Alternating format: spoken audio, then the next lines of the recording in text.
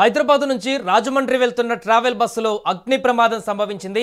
Private travels bus Miyapur నుంచి రాజమండ్రికి వెళ్తుండగా ఎస్ఆర్ నగర్ వద్ద మెట్రో స్టేషన్ కింద ఈ యొక్క ఘటన చోటు చేసుకుంది. నడుస్తున్నటువంటి బస్సులోనే ఒక్కసారిగా మంటలు చెలరేగాయి.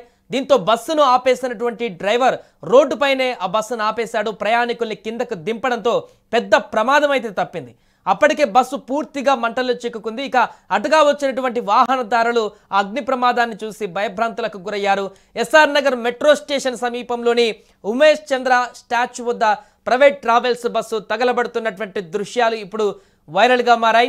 బస్సులో మంటలు చెలరేగడంతో చుట్టుపక్కల వారు ఒక్కసారిగా భయభ్రాంతులకు గురయ్యారు.